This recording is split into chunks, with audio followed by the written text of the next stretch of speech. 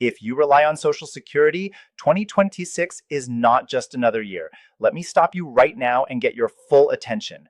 There are two big things coming at you. One of them is a very real threat to your future benefits, and the other is pure noise designed to scare you and make money off your fear.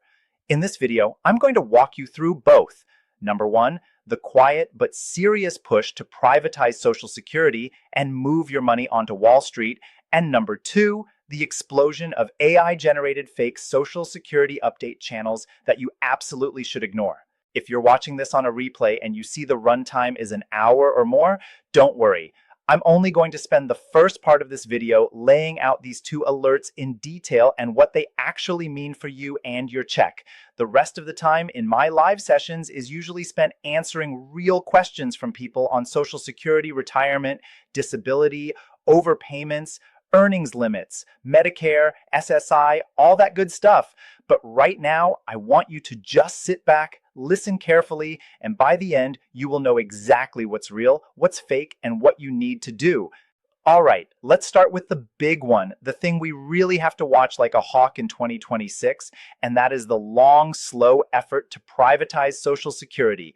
This is not new. This didn't suddenly appear last week. This has been in the works in different forms ever since Social Security was created in 1935.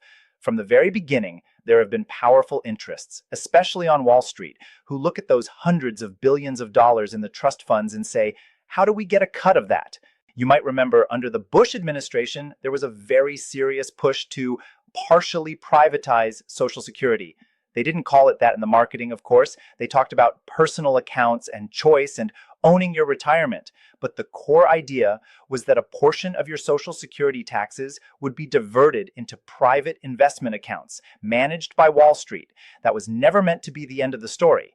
That was the first step toward full privatization. They didn't get it done back then. There was too much pushback, but the idea never died. It just went into a lower gear and stayed in the background, waiting for the right political moment. Now we're heading into 2026, and you can see the stars starting to line up again.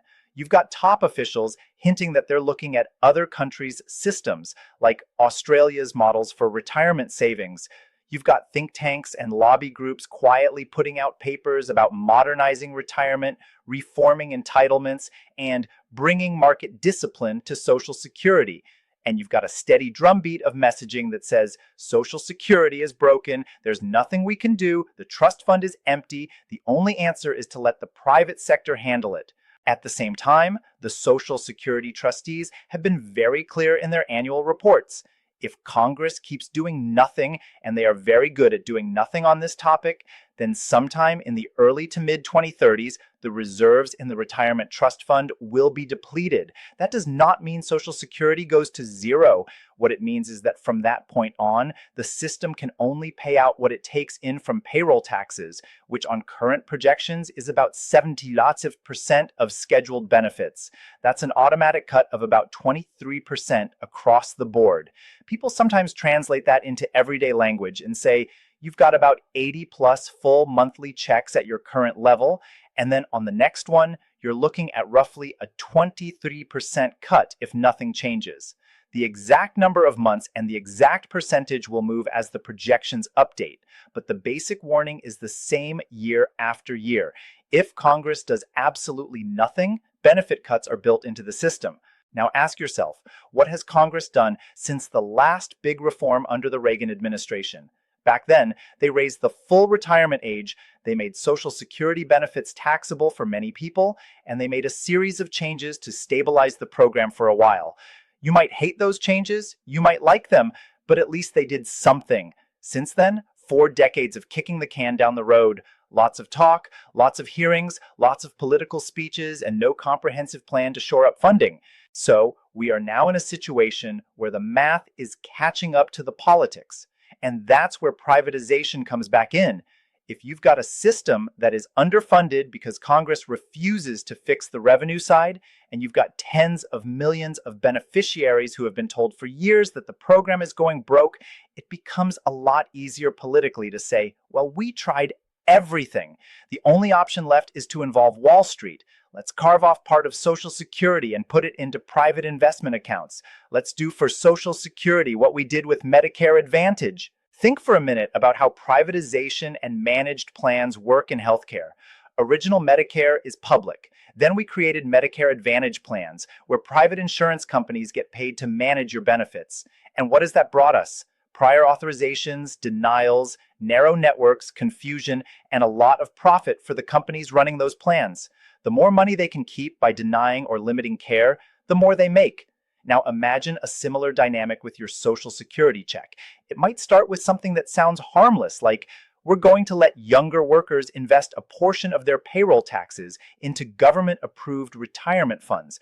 It sounds nice, but each step like that moves money away from a guaranteed, defined benefit based on a formula in law and into accounts that are exposed to market risk and controlled by private intermediaries. And here's how it usually works. When markets go up, financial firms charge their fees and tell you how successful the system is. When markets crash, like we saw in 2008 with the housing bubble or in other recessions, you take the loss, but they still collect fees. Heads, they win. Tails, you lose. That's the first big alert for 2026. It's not that on January 1st, 2026, a switch gets flipped and suddenly Social Security is privatized overnight. It's that we're moving into a window where the combination of trust fund pressures, political messaging, and Wall Street lobbying makes another big push for privatization very likely. They won't call it that. They'll call it strengthening, modernizing, reforming. But the effect is to move your guaranteed benefits closer to Wall Street and farther away from a public, defined benefit system. All right, now let's shift to the second alert, the one we really need to ignore.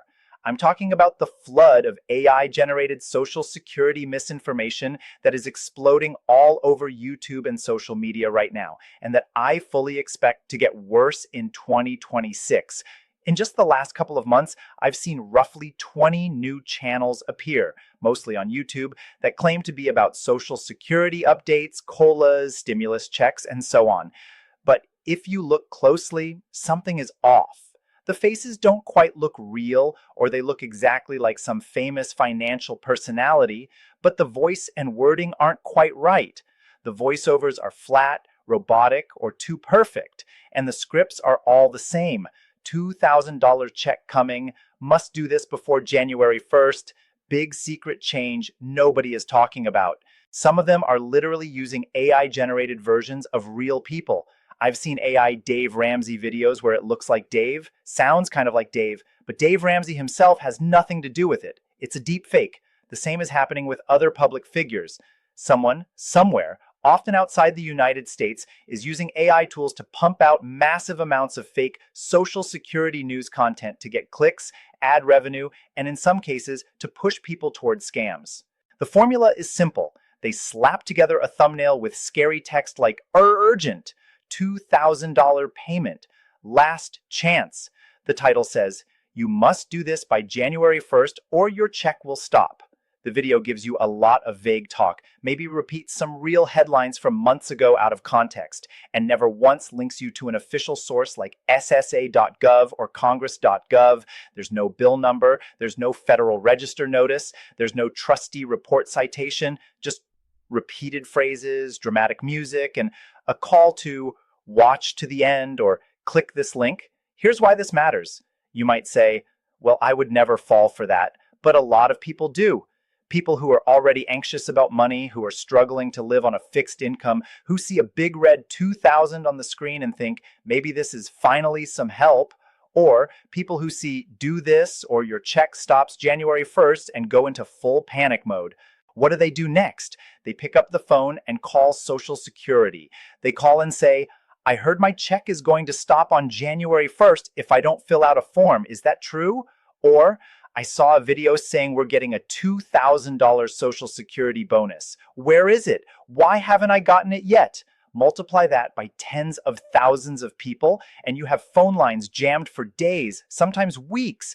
That means that when someone calls because their disability claim was denied, or a widow calls because she needs survivor benefits, or a parent calls because their child's SSI stopped, they can't get through, Or they get through after sitting on hold for an hour because staff are spending all day debunking nonsense.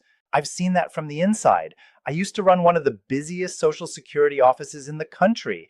Every time a big piece of misinformation hit the news or went viral online, our office would get buried for a week. We couldn't process new claims. We couldn't handle overpayment appeals. We couldn't do routine work. All we could do was answer call after call saying, no, there is no $2,000 check. No, there is no January 1st recertification requirement like that. No, your benefits are not simply stopping because of some rumor. People would be angry at us for not giving them a check that never existed in the first place. So, that's the second alert for 2026. Don't let these AI-driven panic channels control your emotions or your actions. If a video is screaming at you with giant red letters about free money or instant cancellation, and it gives you no verifiable sources, assume it is garbage until proven otherwise. Don't share it. Don't panic because of it. Don't call Social Security based on it. Check official sites, check with real advocates. Come back to channels that show you on screen the actual laws and regulations they're talking about. Now, instead of spending the entire time on the fake stuff, I want to pivot and do something more useful. Let me walk you through the kind of real questions people ask me all the time, the problems they actually face with Social Security, and the straightforward answers that can help. This will give you a sense of what's real versus what's just noise. For example, I'll get a question like, I'm on SSDI, someone told me I can't have more than $20,000 in savings or I'll lose my benefits. Is that true? And the answer depends on which program we're really talking about. There are two big programs that Social Security runs that involve disability. One is SSDI, Social Security Disability Insurance. That's based on your work and your contributions. It does not have an asset limit. If you're on SSDI only, you could have $20,000 in savings, $50,000 in savings, even more. Social Security doesn't care how much you have in the bank. What they care about is whether you're able to work at a substantial level. The other program is SSI, Supplemental Security Income. That one is needs-based. It has very strict asset limits, usually $2,000 for a single person, $3,000 for a couple. So if you're on SSI, yes, savings can knock you off, but people constantly mix those two up. And then some fake YouTube channel comes along and says, if you have more than $20,000, your Social Security will be taken, with no explanation of the difference. That's not helping anyone. Another question that comes up a lot is about working while on disability or early retirement. Someone says, I heard if I work in my garden while on SSDI, Social Security will see it and cut me off. Honestly, some of these rumors make Social Security out to be the most incompetent agency in the world, and at the same time, an all-seeing big brother with cameras in your backyard. You can't have it both ways. The truth is more boring and more precise. On SSDI, you are allowed to do some work. There are detailed rules about trial work periods, substantial gainful activity, and extended eligibility. There's a specific dollar amount each year, and if you earn above that level consistently from actual work, then yes, they may decide you are no longer disabled under their definition. But light activities, gardening, errands, those are part of life. The key is what you earn, how often, and what you're actually doing. You don't lose SSDI just because you walked outside with a shovel. Then there's the earnings limit for people who retire early. Let's say you start Social Security at 62, but keep working a bit. There's a yearly earnings test. If you're under full retirement age, Social Security will withhold $1 in benefits for every $2 you earn over a certain annual limit from work.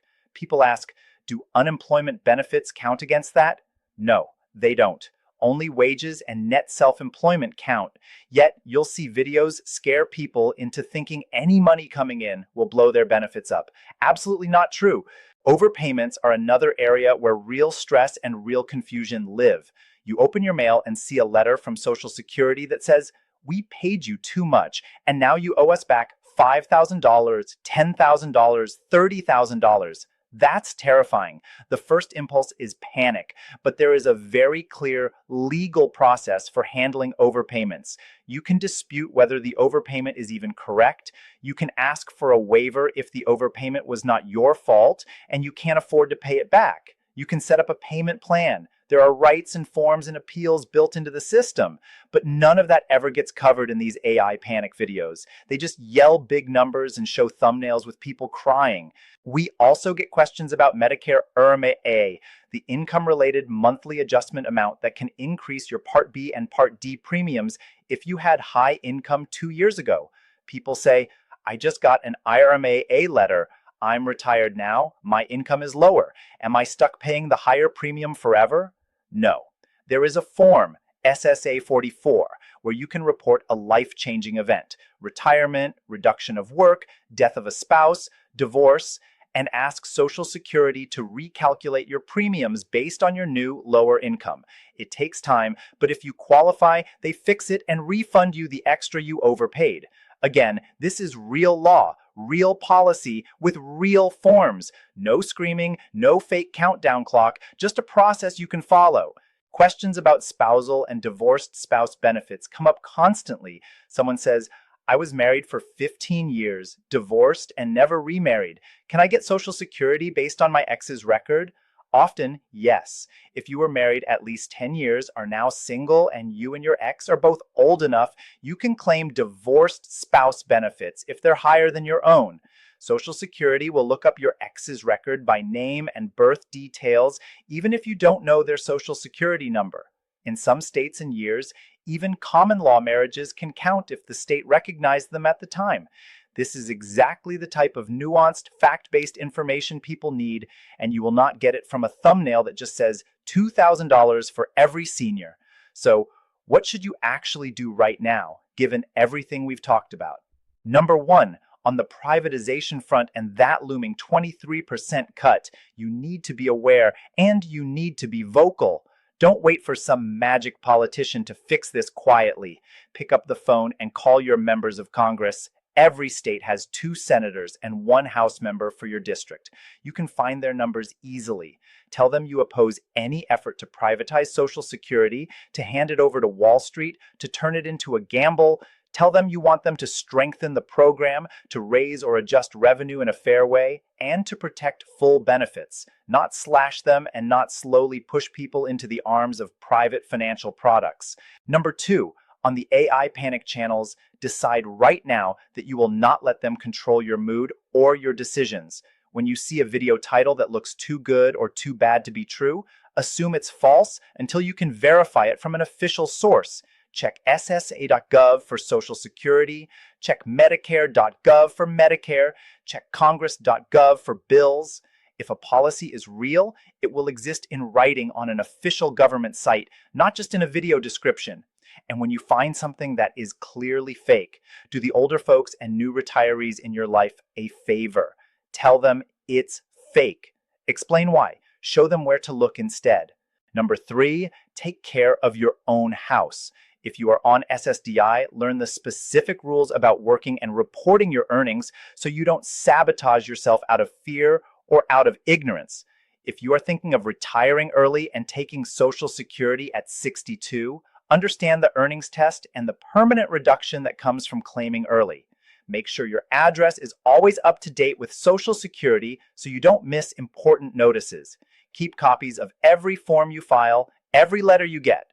If you get an overpayment notice, read it, don't ignore it, and consider bargaining for a waiver or appeal if it wasn't your fault. If you get an IRMA letter for Medicare and your income has dropped, file that SSA 44. And finally, recognize that good information is power. Misinformation is profitable for people who want clicks, for AI bot farms, and for those who benefit when the public is confused and afraid. But good, calm, sourced information is what keeps you from making panicked decisions, from falling for scams, and from giving up rights and benefits you've earned over a lifetime of work. So, as we move toward 2026, remember these 2 alerts very clearly. The real one: keep your eyes open for any attempt to privatize Social Security to turn your guaranteed benefits into market products. The fake one: ignore the AI-generated noise about emergency deadlines, phantom $2,000 checks, and instant benefit cancellations that no official agency has ever announced. If this helped you understand what's going on, do the simple things that actually matter. Hit subscribe so you don't miss the next real update. Tap like so the algorithm shows this to someone who might otherwise be watching an AI scam channel, and share this with at least one person in your life who's on Social Security and constantly anxious because of what they see online.